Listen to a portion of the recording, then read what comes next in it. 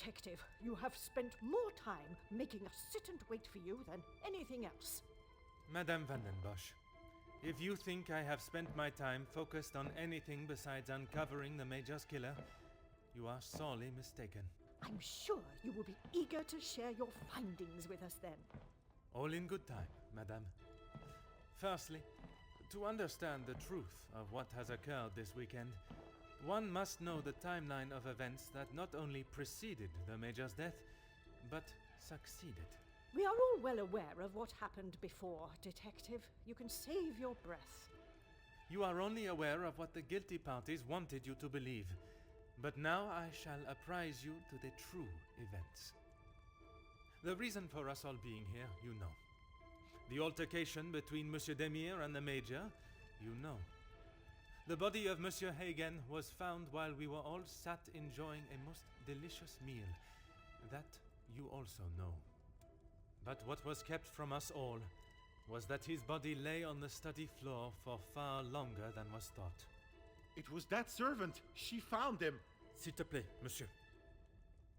It was indeed young Inga that found the Major's body lying lifeless in the study. So it was her. Monsieur, I will not allow for any further interruptions. I return to the Major's body. If we are to believe the scene that we were presented with, the Major must have been killed during the first course of our meal, a meal that none of you left, even for a moment. Speaking in the evening, you all confirmed one another's alibis, and although there was doubt in the validity of some, I confirmed that they were indeed all true. What I could not understand was how a man came to be found dead, and every guest accounted for at the time of death. That is until I questioned the latter. Monsieur Beckers, I shall now allow you to speak. You saw the Major smoking a cigar in the snow. Is that true? It is. False.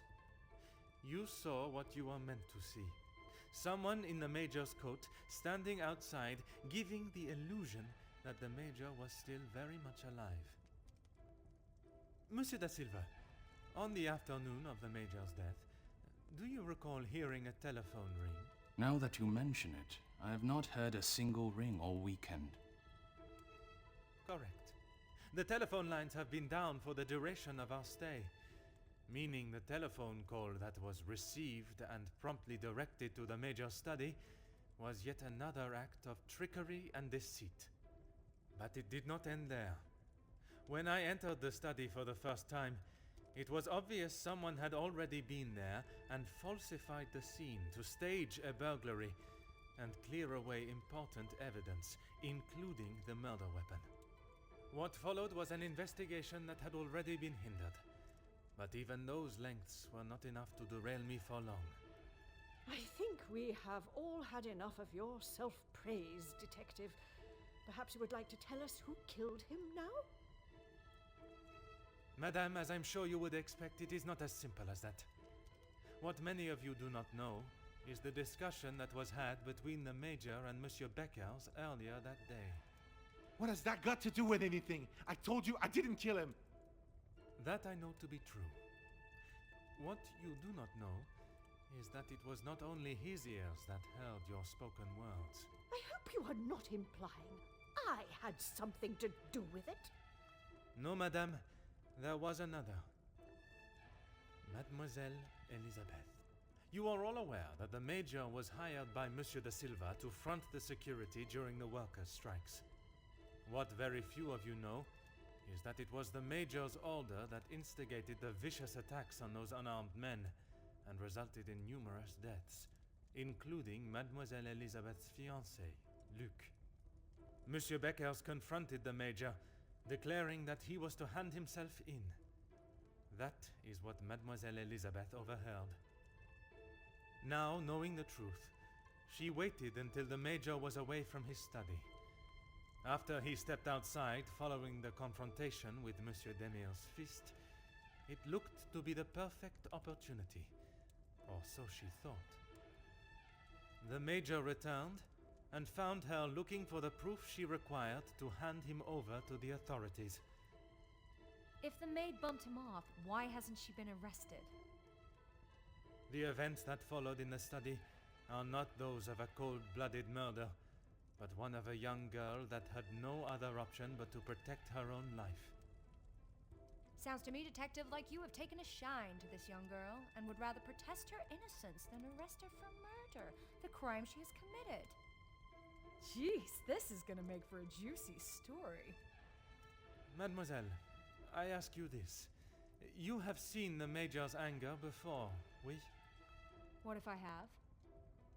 How do you think he would have reacted if someone was to find proof that he had committed a terrible act, and that if made public, would surely result in his incarceration? Exactement. It is quite the story you have told, Detective, but all I have heard is that Elizabeth overheard a conversation blaming the Major for her fiancé's death, and she murdered him in revenge. A servant killing a man that is as revered as he was. She will face the noose. I am not denying that a man has lost his life, but it is not the crime of murder that you all believe. While the Major did not deserve to die in such a way, it was his actions towards Mademoiselle Elizabeth that drove her to defend herself in any way she could. Mademoiselle Elizabeth will be punished, but we will let the law decide the severity of her punishment. She has played you like a fiddle, Detective, acting the innocent victim. She will be arrested and hanged for her crime, like every other cold-blooded killer. Here. Give her what she deserves. The girl has got to pay for what she's done.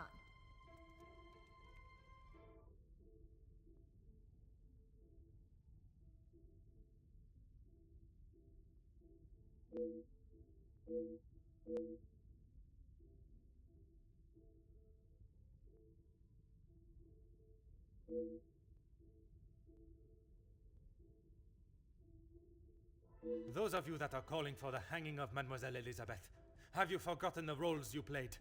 Your actions have been far from it. Look, Detective, I see where you are going with this, but it's not going to work. So maybe the strikes were down to De Silva and Becker's. But Mademoiselle Conrad, if you are so confident of your innocence,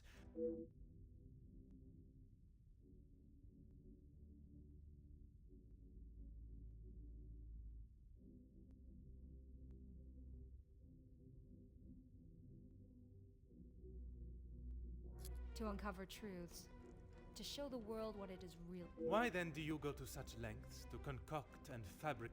Listen, Poirot, I am not going to stand here and be accused of something like that. You knew the situation surrounding the strikes, and only sought to swell the anger in people. Mademoiselle, you so often have something to say. You really are delusional.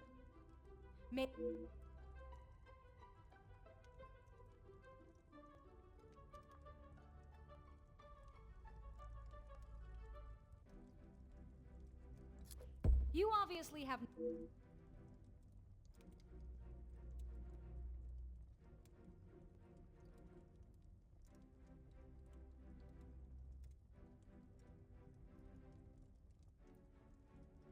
You know what it's like to get your hands dirty, Detective. You can't expect others not to do... Mademoiselle, I do not have time for your excuses. Do you wish to state your I'm sorry to disappoint you, Poirot, but I have done nothing wrong. I must say, though, you certainly put your heart and soul into it. All that matters is what happened in... Now is the time to admit your lapse of judgment. You allowed Mademoiselle Conrad to manipulate you. Ridiculous. I told you already we spoke about the strikes, but she hardly had the authority to...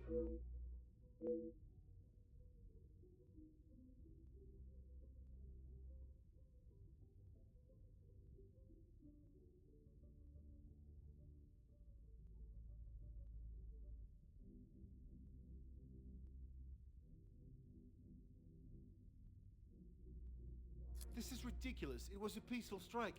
We only wanted what was deserved. Surely you do not... Monsieur Beckers, you have taken... Jackie was documenting everything to do with the strikes. She wanted our story to be heard and wanted to know how I was... And they were handled by yourself? Naturally. If I cannot handle simple negotiations, I am not...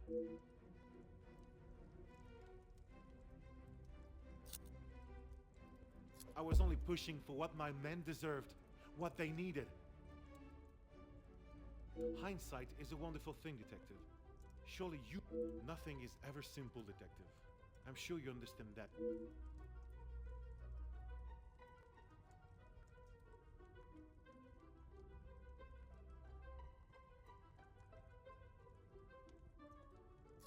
You're right, Detective.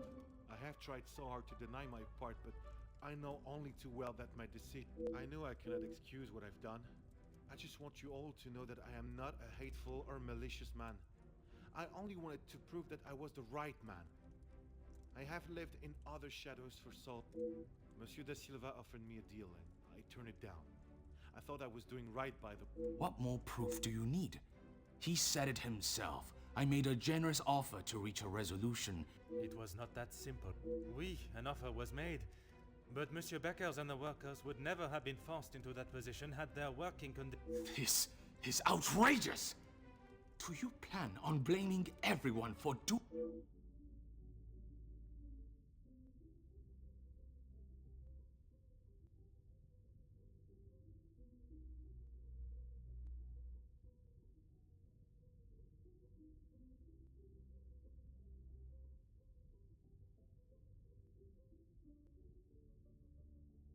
It may be a big deal to you, but I am used to workers not being happy with something. When you're in charge of your own factory, you'll understand. If you think otherwise, maybe you have proved us all right, that you...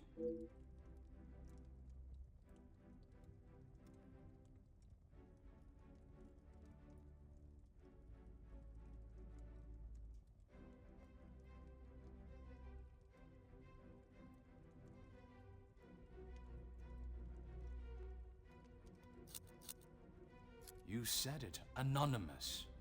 I don't know them, and it doesn't sound like they know me. When you have something people want, money... Monsieur da Silva, you seem to have forgotten our previous... I recall them just fine, thank you. A police officer trying to manipulate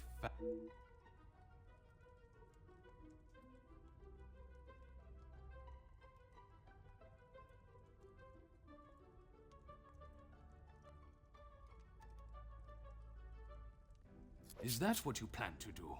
Accuse us all of something until we feel enough guilt? The events that led to the Major's murder are not as simple as you have tried to convince us. Apparently anyone can become a detective now. Through order... Order? There's no order in beating... Monsieur da Silva, you have stood steadfast. Detective. It was not my intention. I only want those responsible. Does your position on Mademoiselle Elizabeth's guilt? Even after all your attempts, Detective, Felix was still murdered. Self-defense or not, she chose to hide what she... It was not choice to hide anything, madame. If in her position, I ask, what would you have done? The Major has already furiously thrown an object at you, barely missing your head, and now has hold of you. I wouldn't have driven a knife into him, that I can tell you for sure.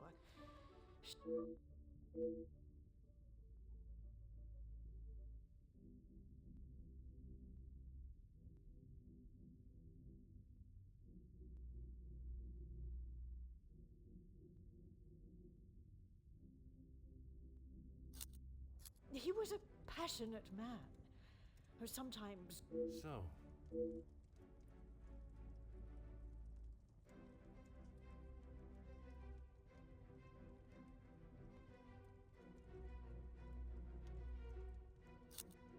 You have no idea.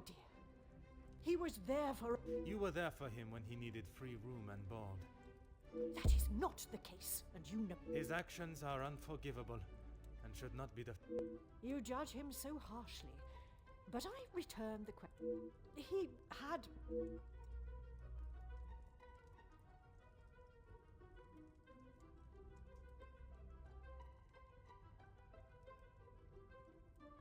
You do not know what he had been through. S'il te plaît, madame. I ask that you... He was not always like that. The man that I cannot allow another innocent. Sorry, Poirot. But it looks like your favorite maid is going to pay the It was a valiant effort, Detective. But that girl... Your attempts to convince us of Elizabeth's innocence were certainly... I knew that you had a cold heart, but never would I have expected to see you turn on a young girl so... Excuse... She may have been the one that held the knife, but look at the monster that stood before her. It could not be clearer. He bribed, he extorted, he murdered. And yet when he attacks a young girl and she does us a favor... I'm sorry, Margot, but I am struggling to understand why you... Because that girl does not deserve your judgment. You should be ashamed of yourself. Countess, I have talked at length of the Major's death, but not the reason. When I last gathered you all together, I spoke of a blackmail ring that was rife in the area, and then of the letter that the Major had received. Mademoiselle Angeline requested my help personally after she received such a letter threatening her family name. She felt I was the... Get on with it, detective. Who dared try and extort my family and then have the gall to allow me to welcome them into my home? If it was not for the honesty of a young servant, I would perhaps still be looking for the For goodness sake, it was me. Margot. While it looked as though the Countess was helping the young women at the shelter, she was in fact only finding them positions of employment in wealthy homes to gather information on them, and Monsieur da Silva fell victim to her network of moles and was in turn blackmailed. It was quite the prosperous setup you had, knowing that they would not be prepared to lose. That cannot be true, Margot. That is rich. You are one of my oldest... High and mighty Madame Van den Bosch. You think you can do what you wish when you wish it, and there will be... If I do not get a straight answer out of you, I will march you to the police station myself. I'm surprised it took the Major this long to start living with you. He must have been on the edge for some time. How dare you speak to me like that? A home you share with the father of your daughter for so many years, and she still remains none the wiser. You have no right. Maman. Angeline? Have you heard what she has admitted to? She is merely trying to make herself... Is what she says true? Felix, he was my father? That is the secret that the letter was talking about, isn't it? You told me that we had nothing to hide. Detective Poirot, were you aware of this? Oui, mademoiselle. But it was not my place to repeat. I don't understand. What about father? Your maman betrayed the love of a good, honest man and played away behind his back and then kept it hidden for all these years like a lady of the night with her client list. You will say no more. Angeline, I... Did Felix know? This is not an appropriate conversation. He knew, dear girl. He knew the whole time. It is only dear Edwin that was blind to their deceit. You will not talk of him like that. You will not talk of him at all. If I don't, who will? You never deserved him. You don't even deserve the memory of him. Countess, there is something that you still have not explained. What more is there for her to say? How long were you in love with the Viscount for? Margot? Is that true? We were destined to be together. And then you turned up. And I was all but forgotten about. But you were nothing more than friends. And you made sure of that, didn't you? From the day you arrived, it was all about what you wanted and what you had to do to get it. You didn't consider Edwin at all. He was just a purse to you. I loved my husband, and I miss him every day. Loved him enough to stray? Both of you, no more. Please, Angeline, let me explain. Maman, I do not wish to hear anything else from you. Not even your own daughter wants to hear your lies anymore. Cassandra Van den Bosch, all alone. How dare you!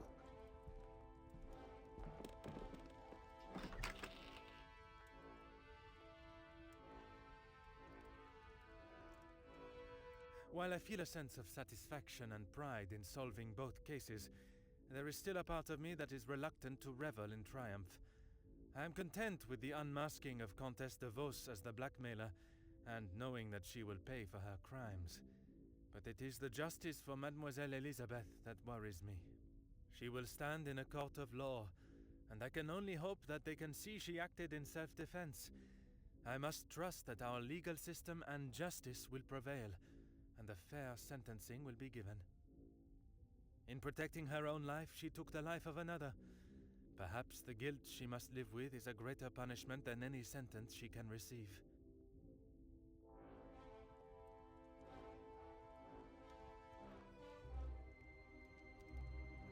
Comtesse de Vos was taken from Nemozinet House in cuffs and placed under arrest. Although she initially tried to plead her innocence, Inga, along with a number of other girls that the Comtesse had found employment for, came forward and made full statements. She was charged with 5 counts of blackmail and extortion and sent to a house of corrections, where she will have a new life to become accustomed to.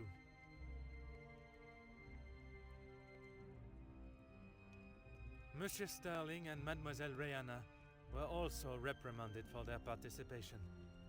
While they may not be facing time in prison, tampering with a crime scene and obstruction of a police investigation are certainly not something that houses and new employers will look positively on. Mademoiselle Angeline finally became Madame Demire, and together they took up residence in England, where Monsieur Demire continues to support and fight for fairness and equality in London. I am happy to say that we have remained in contact, and Madame Demire has become a regular correspondent of mine, and the latest joyous news is that they are expecting a child of their own. After Madame Van den Bosch's secret was revealed to the world, her position in the social hierarchy was no more, disappearing in a moment. While she still resides in Belgium, I believe she has had to adapt to a far more modest way of life. A humbling experience for her, I am sure. Madame Demire has not mentioned her maman in a single letter. After the discovery of her real father and how she had been lied to for so many years, I am not surprised if her departure from Belgium was somewhat an act of separation from her maman. Mademoiselle Conrad left Nemozinet House the same way she entered, confident in herself and audacious in her opinions. Her report of the Major's murder at the house and the surrounding blackmails became one of the most talked about stories of the year. While there were certain details of her own involvement that did not make it to print, she was really quite complimentary about the detective at the heart of the case. Monsieur da Silva tried to continue in his position as factory owner and business entrepreneur, but after his accounts and business dealings were investigated following the details of his blackmail being made public in Mademoiselle Conrad's article, his illustrious business empire began to crumble and is now facing an international corporate investigation. Monsieur Becker stepped down from his position as union leader, accepting that he was no longer fit to represent the workforce that, in his words, he had let down on a scale of unmeasurable proportion. Although he is no longer the voice of the workers, he continues to support them from behind the scenes. Monsieur Zachariah and his brother made amends, and returning to his family home, and after sobering up, he was able to find the help that he required. I understand that he is now helping fellow soldiers with similar conditions. And Mademoiselle Elizabeth. She stood before a court and was found guilty of second-degree murder. She was sentenced to time in a female correctional house on the outskirts of the city. Alone in a foreign country with no friends or family for support, it will certainly be a hard life for her there.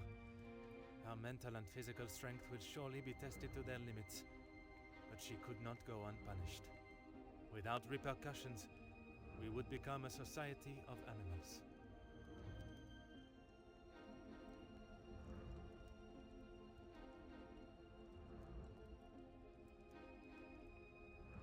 The death of Elizabeth's beloved Luc has been at the center of everything.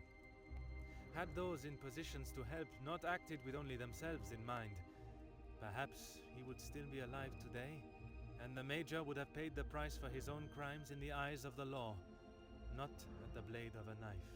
The blood of Major Felix Egan will remain on Elizabeth's hands. A stain that wherever she is and whatever she may do, she will never be able to wash clean. However, it will remain as a reminder to not only her, but all of us, of what we as human beings are capable of to protect ourselves. We all have something that may be considered shameful or sinful, and it is how we deal with it that shows our true character. Those involved in the riots, the workers' deaths, and the Major's killing believed themselves to be untouchable. Whether it was from their social standing or their confidence in themselves, they learned that everyone is accountable for their actions. There is no exemption because of the suit you wear or the money in your bank account. There is no price to a man's life. It cannot be bought or traded or discarded. No man is better than another, including Detective Hercule Poirot.